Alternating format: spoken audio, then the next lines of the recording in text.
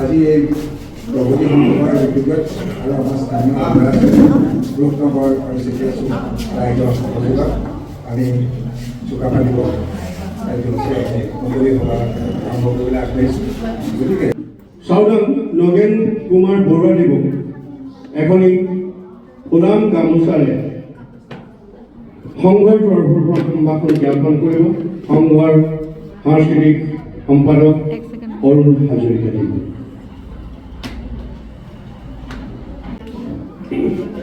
ইয়াৰ পিছতে এটি ফুলাম জাপিৰে সম্ভাষণ জ্ঞাপন কৰিব সম্পাদক দিব্যজ্যোতি মোহনদেৱে। নীৰৱ ইতিহাসবিদ আমাৰ শ্ৰদ্ধৰ তেনেহৰ চাওদাং নগেন কুমাৰ বৰুৱা দেৱক ফুলাম গামোচাৰে সম্ভাষণ জ্ঞাপন কৰিব। এখনি সফুলাৰে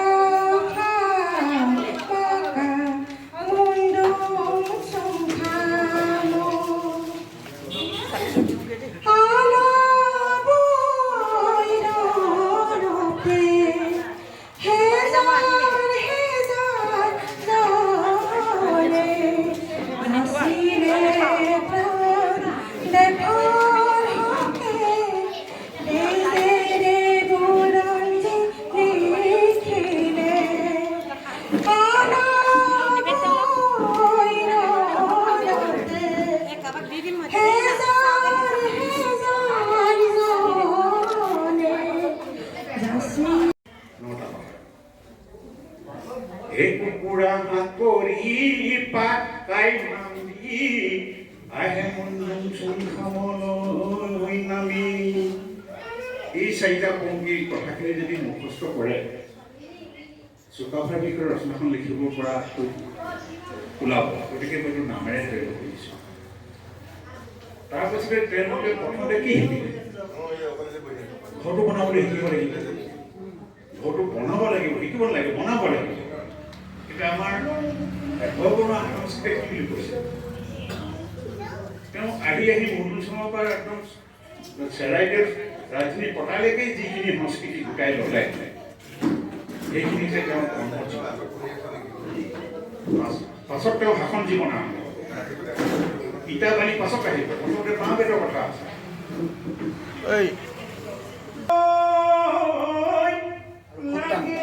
আপোনালোকলৈ সকলোকে আকৌ খুবটাং জনাইছোঁ খুবটাং অৰ্থটো এনেকুৱা ধৰণৰ যে সেৱা জনোৱা খুবটাং বুলি আমি যে কওঁ সেৱা জনোৱা আজি চুকাফা দিৱসৰ দিনটোত আমি এগৰাকী সাংস্কৃতিক কৰ্মী আচলতে বুৰঞ্জীবিদ নহয় আৰু বুৰঞ্জী বৰ বেছি আমি অধ্যয়নো কৰা নাই আমাৰ মাজত এগৰাকী বিশিষ্ট বুৰঞ্জীবিদ আছে 91 বছৰীয়া এগৰাকী ব্যক্তি তেখেতৰ দৰে মানুহ থাকোঁতে আমি ভাবিছোঁ যে এইবিলাক বিষয়ৰ ওপৰত চুকাফা বিষয়ৰ ওপৰত বা বুৰঞ্জী বিষয়ৰ ওপৰত কথা ক'বলৈ লোৱাটো অলপ বেছি কোৱা হ'ব তথাপিও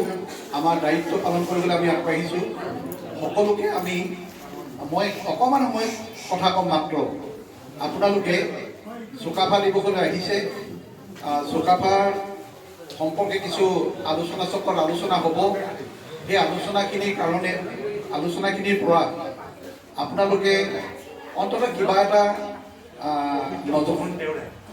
নজনা কথা জানিবলৈ আপোনালোকে আশা পুহি ৰাখিছে মই কম সময়ৰ ভিতৰতে কথাকেইটা ক'ম মোৰ নাম পবিত্ৰ মোহন ফুকন মই মহানগৰ ল'ৰা হয় আপুনি বুৰঞ্জীবিদ সকলোখিনি এইখিনি জানে চুকাফা আমি সকলোৱে জানো যে চাউলুং চুকাফা চাউলুং মানে কি জানেনে মহান আমি মহান ব্যক্তি বুলি কওঁ যে চুকাফা সন্মুখত লগাই দিয়া চাউলুং অৰ্থটো হ'ল মহান চাউ আৰু লুং মানে ডাঙৰ চাউ মানে এগৰাকী গুণসম্পন্ন লোক চাউলুং চুকাফা মই কেইটামান কথা আপোনালোকক কৈ দিম আপোনালোকে মনত ৰাখিব প্ৰথম কথা চুকাফা ক'ৰ পৰা আহিছে কেনেকৈ আহিছে তেওঁ ককাই ভাই কিমান কি কথা এই কথাবিলাকো আমি পাতনি মেলিব নাই বিচৰা আমাক মাননীয় সঞ্চালক মহোদয়ে আগতে এই সম্পৰ্কত কিছু নিৰ্দেশ দিছে কিন্তু আপোনালোকে জানিব যে চুকাফা টাই বংশৰ মানুহ সেই টাই বংশৰ মানুহটো টাই বংশৰ মানুহ বুলি ক'লে মৰা বংশৰ মানুহ হ'ব টাই বংশ বুলি ক'লে ত'টোত জোৰ দিব লাগিব টাই বংশৰ মানুহ বুলি ক'ব লাগিব আমি সেইকাৰণে আজিকালি উচ্চাৰণটো লিখোঁতে অসমীয়াত মূৰ্ধন্য ত নিদি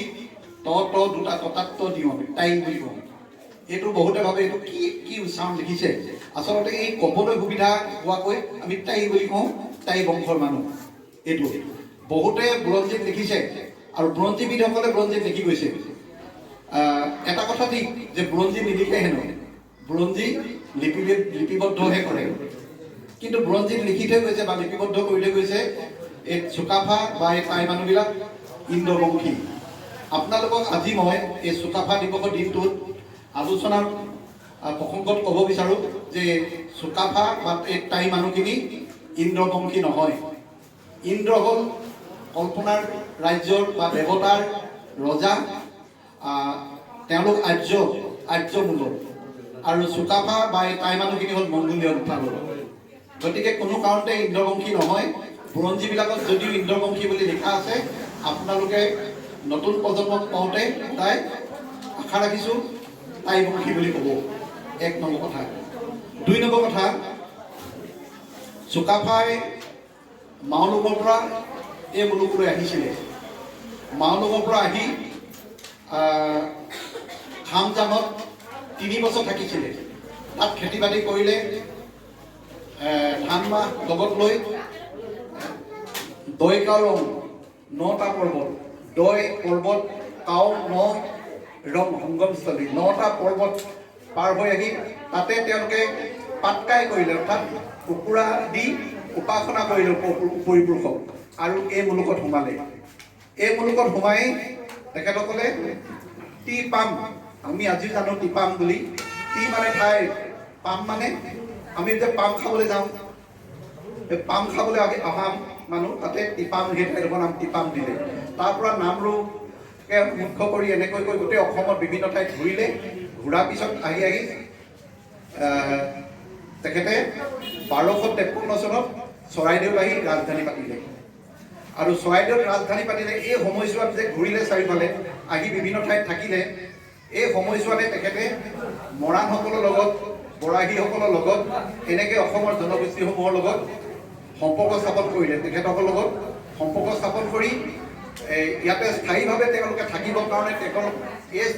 ইয়াৰ এই মানুহবিলাকৰ পৰা অনুমতি ল'লে আৰু উপযুক্ত ঠাই হিচাপে একেবাৰে শেষত চৰাইদেউতে তেখেতসকলে ৰাজধানী পাতিলে চৰাইদেউত ৰাজধানী পাতিলে আৰু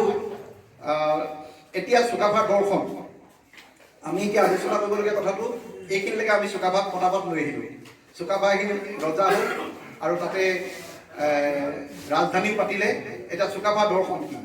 আচলতে টাইসকলৰ দৰ্শন আছিলে মূল দৰ্শনটো আছিলে যে কিছু ল'ব লাগে কিছু দিব লাগে মিলাব লাগে আৰু মিলিব লাগে এইটো আছিল তেওঁলোকৰ মূল দৰ্শন আৰু ইয়াৰ জৰিয়তে তেওঁলোকে বুৰঞ্জীৰ 7 ৰাজ সামৰি 1 ৰাজ কৰিলে বুলি লিখে চুকাফাই 7 ৰাজ সামৰি মাৰি বুলি বহুতে লিখে মাৰি নহয় আচলতে কোনো ৰাজক মৰা নাই চব ৰাজ জীয়াই আছে আজি চুতীয়া আছে মৰাণ আছে কছাৰী আছে বৰাহী আছে চব আছে তাকো মাৰি নেপেলালে সকলোকে সামৰি 1 ৰাজ কৰিলে এইটো হ'ল চুকাফাৰ দৰ্শন আৰু চুকাফাৰ দৰ্শন মানে সেই টাইসকলৰ দৰ্শন আৰু তেওঁলোকে এটা নিৰ্দিষ্ট ধৰ্মলৈ অহা নাছিল ইয়ালৈ সেইকাৰণে তেখেতসকলৰ যিটো দৰ্শন সেই দৰ্শন মতে চুলে চোৱা নহয় খালে জাত নেযায় চুলে চোৱা নহয় খালে জাত নাযায় সেইকাৰণে তেওঁলোকে সকলোৰ লগতে খাব পাৰিছিল সকলোৱে ৰান্ধি দিয়া খাব পাৰিছিল আৰু সকলোৱে চুই দিয়া বস্তু খাব পাৰিছিল এইবিলাক নেপায়তো শব্দটো তেখেতসকলৰ লগত নাছিল এইটো এটা তেখেতসকলৰ দৰ্শন আছিল আৰু তেখেতসকলৰ মূল কামটো কি আছিল যিহেতু পাম খাবলৈ আহিছিল তেওঁলোকৰ মূল কামটো আছিল তেখেতসকলৰ জীৱিকাটো আছিল খেতি তেখেতসকলৰ মূল জীৱিকা আমি যে শাওনৰ পথাৰত ভূঁই ৰুওঁ এই যিটো শালি খেতি কৰোঁ এই খেতিটো চুকাফাই লগত লৈ অহা এই খেতিটো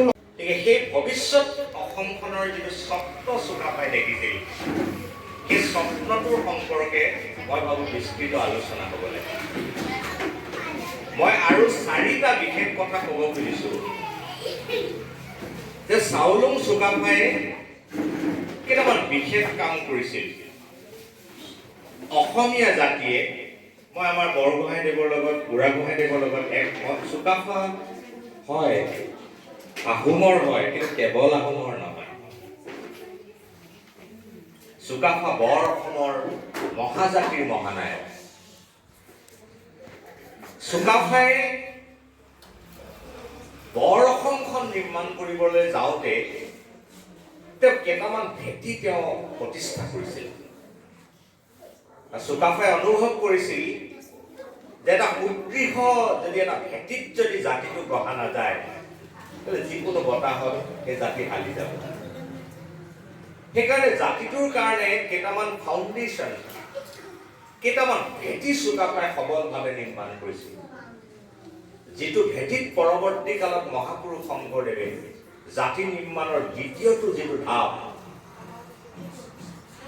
জাতি নিৰ্মাণৰ দ্বিতীয় যিটো ধাপ সেই ধাপটো মহাপুৰুষ শংকৰদেৱে নিৰ্মাণ কৰিছিল প্ৰথম ধাপটো কিন্তু চুকাফাই এই আধাৰটো কিন্তু প্ৰথম চাওলুং চুকাফাই ৰোপণ কৰিছিল চুকাফাই নিৰ্মাণ কৰা প্ৰধান সেই ভেটি কেইটাৰ ভিতৰত প্ৰথমটোৱে আছিল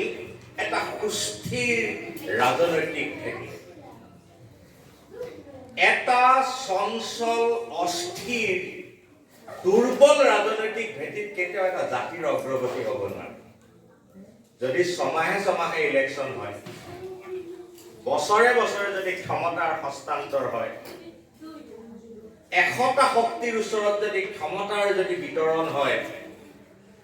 তেনেকুৱা এটা দুৰ্বল বা অস্থিৰ ৰাজনৈতিক পৰিৱেশত এটা জাতিৰ বুনিয়াদ কেতিয়াও নিৰ্মাণ হ'ব নোৱাৰে সেইকাৰণে চুকাফাই প্ৰথম এটা কাম কৰিছিল যে এটা সুস্থিৰ ৰাজনৈতিক এটা ভেটি স্থাপন কৰিছিল আৰু কেনেকৈ কৰিছিল মই অলপ আগতে কোৱা শব্দটোৱে এটা উদাৰ ৰাজনৈতিক দৃষ্টি